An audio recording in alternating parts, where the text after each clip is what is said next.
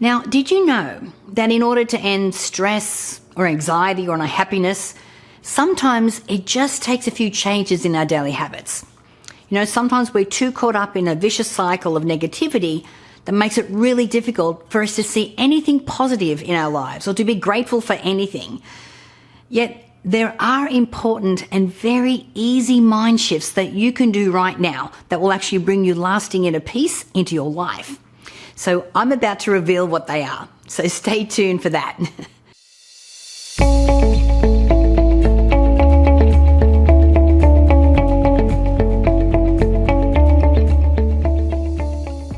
Hi, my name is Natalie Ledwell, and if it is your first time here, please make sure that you hit the subscribe button down there somewhere so that you don't miss any of my upcoming videos. So here are 11 things that I stopped doing to find inner peace, and I know that they're going to help you as well. Are you ready? All right, let's dive in. Number 1 is I stopped trying to please everybody. People pleasing is a tough one for me. Especially because I'm online, I'm exposing myself. And with the work that I do, of course, I want to reach everyone and I want everyone to have a positive experience. But I can't really count on that. And if that is the only reason that I'm doing this, then it kind of defeats the purpose, right? Now, I often would put other people's needs in front of my own. But once I realized that it is absolutely impossible and honestly unhealthy to start pleasing everybody, I was able to release that particular habit. Now, not only did this relieve me of unnecessary guilt and stress, but it also allowed me to focus on my own well-being and started to put myself first. And if I said yes to something, it's because I had the energy to be able to do it, not because I felt obligated to do it. Okay, number 2 was comparing myself to others. And I mean, we live in a world where social media is huge. It can be a major source of comparison, because it's easy for us to compare our lives to those people that we see online, but they're only showing us the good stuff. They're only showing us the highlights, and a lot of it could be staged. So that's something that's unrealistic for us to be able to, to live up to.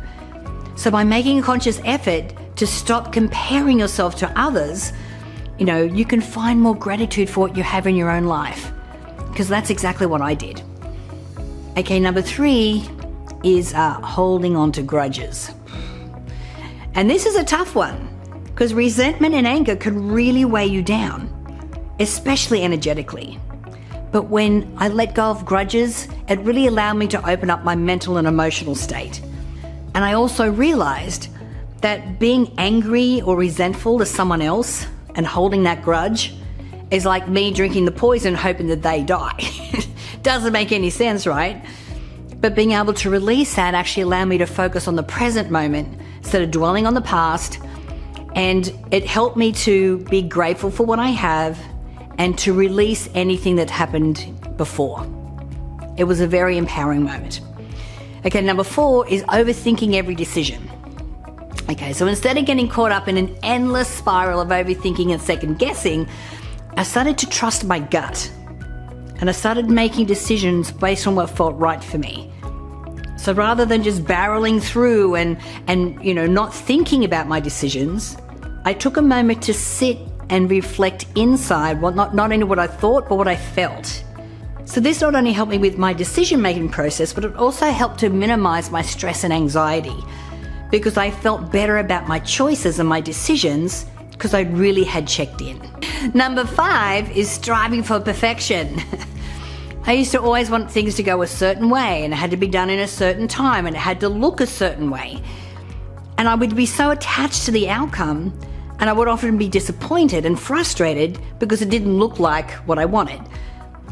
And all the best things in my life have not shown up the way that I thought that they would. And I started to lean into that and to understand that. And most of the time, it was way better than I could ever have imagined for myself. Perfection is impossible. And striving for it constantly can be a major source of stress and pressure. So letting go of that need to be perfect. It really allowed me to focus on progressing forward rather than trying to achieve some unattainable standard. Perfectionism is a bottleneck. And it stopped me from being able to achieve as much as I could because everything had to be completely right. And it doesn't have to be. And completely right, compared to who or according to who. Now, it doesn't mean that you have to give up your goals and desires, but instead just let go of any expectations. Any ideas that it has to be a certain way or show up at a certain time. And this form of surrender has even worked wonders for my ability to manifest my goals and desires. Because surrender is that one step that we often forget about. Because once we place our order and we start to visualize, we start to take action, we have to detach from the outcome. Because it's probably not going to look like what we think. But normally it's always much better. Okay, number 6 is constantly seeking external validation.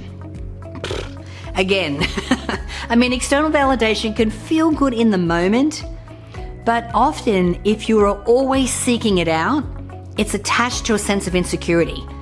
And it means that you're dependent on other people's approval before you do anything. So instead, I started to focus on my own self-validation and trusting my own worth and capabilities. Looking at all the things that went right or that I did right that day. And when you're doing your gratitudes, don't just do gratitudes for things out there, but also be grateful for you and how you show up as well. Listening and trusting my intuition has been a major factor in finding this inner peace, which is part of this. In fact, our intuition can guide us towards what's best for us if we ask the question and stay quiet long enough for the answer to come through. So tuning into that voice and paying attention to it and any bodily feelings that you get as well when you're trying to make a decision will really help you to find peace within yourself. Number 7 is dwelling on past mistakes. Come on, people. We're human. We all make mistakes. But constantly dwelling on them, and it could actually prevent us from moving forward and living in this present moment. I make a conscious effort to acknowledge my mistakes, and I make them. I get to learn from them. I don't want to lose the lesson. I let go of any guilt or negative feelings associated with them because I understand that everything happens the way it's supposed to. And sometimes, even though we can't see it in the moment, when we look back later and in retrospect, we go, I see why that happened because I needed to learn this lesson, or I needed to get this perspective, or I needed to change this part about myself to step into being the person that I need to be to hold this new vision. And this one can be tough. It's easy for us to be our own worst critics. So I encourage you to practice forgiveness and compassion with yourself, and don't lose the lesson in the mistakes that you make. Number 8 is surrounding yourself with negative people. Man, it is true that the people that we surround ourselves with can have a major impact on our mood and our overall well-being and the level of success that we're able to attain. So I made sure to cut out any negative influences or toxic relationships, and I truly surround myself with positive and uplifting people. I make sure that if I'm part of different masterminds, I'm not the smartest person in the room because I want to be able to learn and grow. I make sure that in my inner circle of amazing female friends, we all support and uplift each other. It's the benefit of being, a little older in life and having fulfilling and meaningful relationships.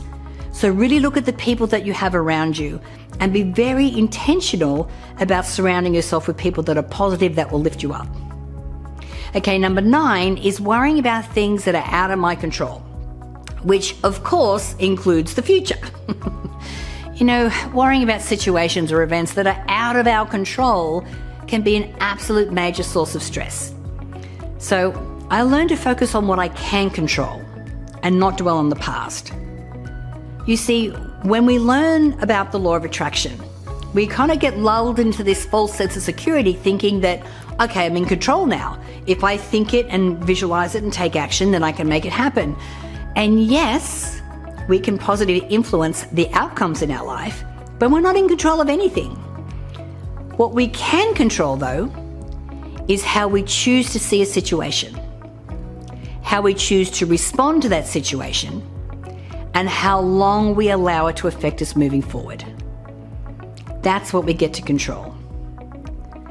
So I'm not talking about, avoiding problems or ignoring them. It's important to have your goals and it's important to be moving forward, but letting go about worrying about the outcome, that's where you get true freedom. And that's where you open up the flow so that things manifest a whole lot faster for you. Okay, number 10, taking things personally. It can be really easy to take things personally or to misinterpret what's going on, especially if it's in text. But I learned to let go of being offended with every little thing, and instead I focus on my own actions and reactions. If you read The 4 Agreements by Don Miguel Ruiz, one of the agreements is that I don't take things personally. Everyone is on their own journey. And they may have their own insecurities or their own issues, or they may just be having a bad day or having a bad moment, and they're not showing up as their best selves in that moment. There are a million reasons why people respond and act in certain ways, and most of the time, they don't have anything to do with you. So releasing this really helps me to stay grounded in my own truth, and I don't let the opinions or comments of others really, disrupt my peace and happiness. And I hope that you do that too. Okay, so number 11 is settling for less than I deserve. Now, guys, this is a big one. So whether it's, in your relationships, friendships, your career, money, when you settle for less than what you deserve, not only do you do yourself a disservice, but you prevent yourself from fully showing up as your authentic self. When I started saying no to things that don't align with my values and don't align with my personal standards and what I truly feel like I'm worth, it's really helped me to attract more of what's in line with what I truly desire. Implementing these changes in my life has truly allowed me to find a greater sense of inner peace and commitment. And it makes life a whole lot easier. Now, of course, it's a continual process, but letting go of these things has made a huge difference for me. Because you see, the limiting beliefs that we have about ourselves, the constant seeking for external validation or settling for less than we deserve, all of these things can hold us back from living the life that we truly feel is best for us and finding inner peace and contentment. But by letting go of these things, we now open ourselves up to more love and more happiness and more fulfillment and passion in our lives. Okay, so before I go, I would really love to hear from you. Do you have any other tips that could help the community find their inner peace? If you do, please share your comments below. And don't forget to subscribe to the My Movies channel for more videos on personal growth and the law of attraction. Again, my name is Natalie Ledwell. Thank you for watching, and bye for now.